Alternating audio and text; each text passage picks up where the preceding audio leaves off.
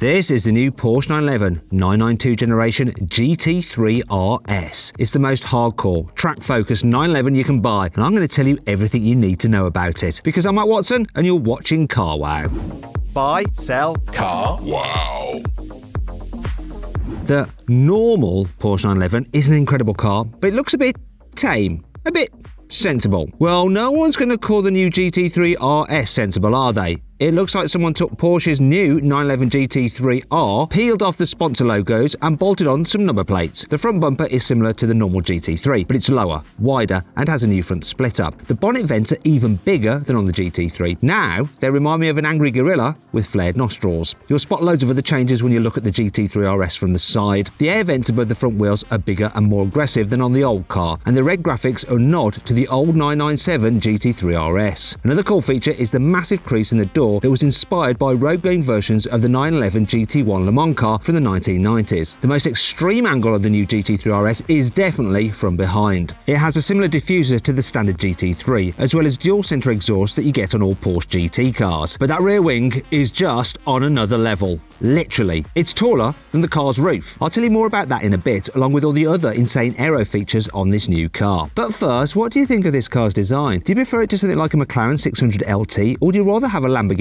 Huracan STO? I'll put a pinned comment below so you can have a vote on which car is your favourite. One of the best things about any Porsche GT model is its engine, and this new GT3 RS's flat 6 is shaping up to be an absolute cracker. It's based on the 4-litre naturally aspirated unit you get in the normal GT3, but Porsche has fitted new camshafts to make it feel even snappier at high revs. They didn't raise the engine rev line over that in the GT3 though, so it still revs to 9,000 RPM, but Porsche has squeezed out more power than you get in that car. How much more? Well, the GT3 RS makes 525 horsepower. That's 15 horsepower more than the new GT3, and only 5 horsepower more than you got in the old GT3 RS. You can get the standard 911 GT3 with a manual gearbox or a 7-speed PDK automatic. You don't get that choice with the RS model though. It comes with the PDK as standard. Yes, I know some of you die-hard petrol heads would probably rather have a manual, but the auto is just quicker around a track, and that's what this car is all about. In fact, you can bet Porsche will aim to beat the old GT3 RS's Nürburgring lap time of 6 minutes and 56 seconds. It might even get close to the 6 minutes and 43 seconds set by the old GT2 RS. Anyway, back to the GT3 RS. Its 7-speed dual-clutch automatic isn't the same gearbox as you get in the normal GT3. Porsche has given the RS a shorter final drive ratio, which helps improve acceleration across all 7 gears. Speaking of which, how quick is the new GT3 RS? Well, Porsche says it'll do 0 to 60 miles an hour in 3.2 seconds. That's the same time as the old GT3 RS, and it's 0.2 of a second quicker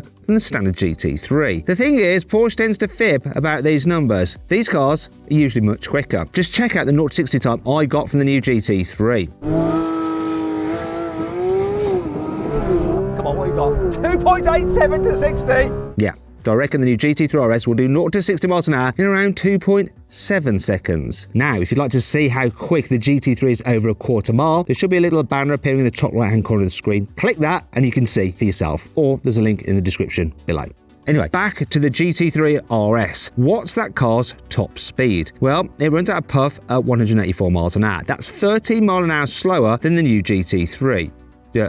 How does that work? Well, it's the new gearbox ratios. That's part of the reason. But the aerodynamics also play a part. You see, this new GT3 RS is all about downforce and cornering speeds. This means it has a much bigger splitter than the normal GT3, and Porsche has redesigned the car's radiator to help make more use of the air that flows under the bonnet. There's actually no luggage space under there anymore. Instead, you get 2 massive vents that direct hot air up through the bonnet and around the car's cabin. Other intakes in the bumper shove air behind the car's LED headlights. Then it gets accelerated over special tier-shaped suspension control arms, just like the ones on a Formula 1 car. These help give the GT3 RS an extra 40 kilograms of front downforce when you max it out. This isn't the only hidden aero trickery on the RS. There's a lot going on underneath the car as well. Porsche hasn't shown any photos yet, but here's Porsche's director of GT models, Andreas Prauninger, to explain. The whole under construction of the car is full of vanes and guiding flappers to get the best aerodynamical results. Okay, I guess we'll just have to take his word for it. Anyway, there are plenty of other aero bits you can see. Two vertical fins on the roof help direct hot air from the bonnet vents away from the air intakes behind the rear windscreen. Yep, this means the huge intakes behind the doors don't feed air into the engine like on a 911 Turbo S. They actually guide air through the rear wheel wells and blow it out through the vents in the rear bumper. The biggest feature is obviously the huge rear wing. It's taller, wider and thicker than anything Porsche has ever put on a road-going 911 before. It helps the RS produce 860 kilograms of total downforce at 177 miles an hour. That's double the amount of downforce you got with the old GT3 RS and 3 times more downforce than you get with the new GT3. Actually, if you want to see how those two cars compare in a quarter-mile drag race, once again, there's a little banner popping out in the top right-hand corner of the screen. Click on that, you can watch the video. There's also a link in the description below if you don't see the banner. Anyway, back to the new RS, because one of my favourite features on the whole car is fitted to that rear wing. It's a DRS drag reduction system, just like on Formula 1 cars. If you hit the DRS button on the steering wheel, a hydraulic ram opens the upper wing flap to help the GT3 RS slip through the air more easily. And when you brake hard, the flap closes to turn the huge rear wing into a massive air brake. While we're talking about the brakes, the new GT3 RS comes with 408mm steel front brakes with 6-piston calipers and 380mm steel rear brakes with 4-piston calipers. The actual pistons themselves are 2mm wider than on the GT3 for even more bite. If you want to, you can upgrade to carbon ceramics, and then you have 410mm front discs and 390mm rear discs. With these fitted, the new GT3 RS has the shortest stopping distance of any Porsche road car. Now, Porsche hasn't given an actual figure yet, so I'll have to test it for myself when I get to review this new GT3 RS. So make sure you subscribe to this channel and you'll be notified when that video goes live. Porsche hasn't just upgraded the brakes on the GT3 RS, it's also upgraded the suspension geometry. The track is now 29mm wider thanks to new control arms and steering knuckles. And these have also been designed to stop the nosediving when you brake hard into corners. A new steering wheel isn't usually the most exciting thing about a new Porsche, but the one in the GT3 RS comes with some awesome new features. There's that DRS button I mentioned earlier, but you also get 2 rotary dials for controlling the adaptive suspension. So what, you might be thinking? After all, you've been able to adjust the suspension in a 911 for years.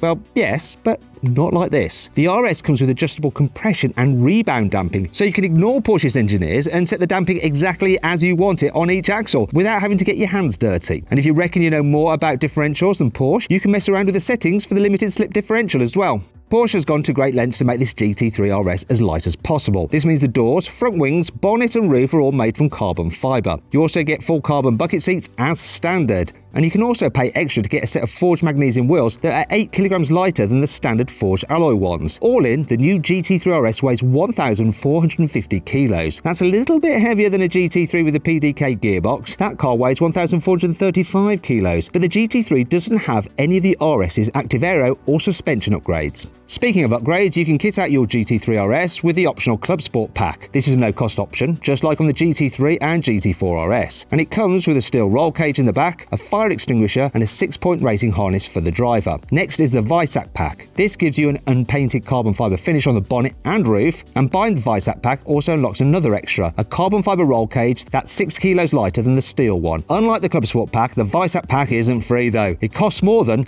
£22,500. Go for the pricey carbon roll cage and the whole package will set you back almost £26,000. So how much does the new GT3 RS actually cost? Well, it's on sale now and it costs from £178,500. That's over £40,000 more than the GT3 and it's almost £10,000 more than a 911 Turbo S. Don't worry though, it's a lot cheaper than a 911 Sport Classic. That'll set you back more than £210,000. And the new GT3 RS isn't a limited run production car like that. So you don't have to know that special Porsche handshake to get yourself a build slot.